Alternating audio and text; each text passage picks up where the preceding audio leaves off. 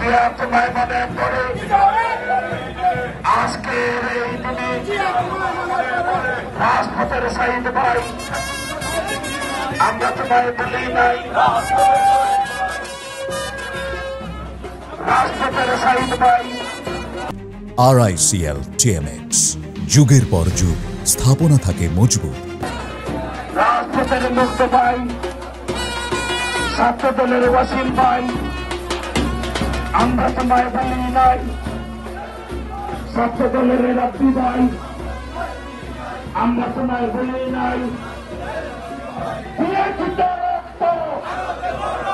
দেশের মানুষ বুঝছে যে আওয়ামী লীগ একটা গুন্ডা এবং একটা মাস্তান পার্টি, আর তাদের নেত্রী ছিল গুন্ডাদের হেডকোয়ার্টার।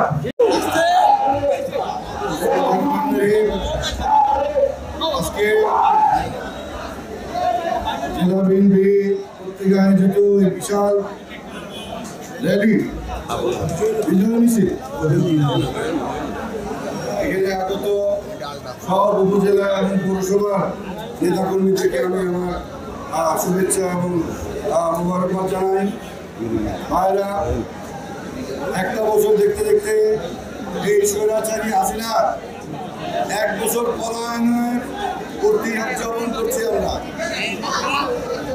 এই তার 15.5 বছরের শেষের উপরে সবচেয়ে বেশি অত্যাচারিত হয়েছে একটা দল, সেটা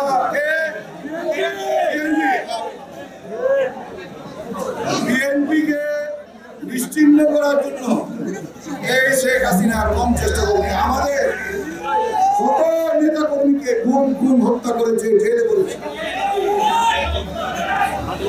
আল্লাহর বিচার আল্লাহ তাআলা দুনিয়াতে করে দিয়েছে। ছাত্র জনতা এবং পিছনে বিএনপি সক্রিয় ভূমিকায় এই স্বৈরাচারিণীকে আমরা বিতাড়িত করতে সক্ষম হয়েছি। আজকে সে পলায়ন করে সে যে দেশ থেকে আসছিল সেই দেশেই তাকে ফেরত পাঠানো হয়েছে। শেখ হাসিনা আর কিছুই না, ভারতের দালাল, ভারতের চর। ভারতের দালাল হিসাবে 15 বছর এই দেশে রাম রাজত্ব কায়েম করে চলেছে। এই ধরনের রাম রাজত্বের সুযোগ শেখ হাসিনা তো দূরে থাক, তার প্রেতাত্মাদেরও কোনো সুযোগ পাওয়া যাবে না। এই দেশে আওয়ামী লীগের রাজনীতি আমরা ইনশাআল্লাহ ধীরে ধীরে শেষ করে দিয়ে ভাই সাহেবেরা, একটা জিনিস মনে রাখতে হবে, আওয়ামী লীগ যে একটা গুন্ডা পার্টি, একটা মাস্তান পার্টি, এটা দেশের জনগণ আপনারা এখন বুঝছেন।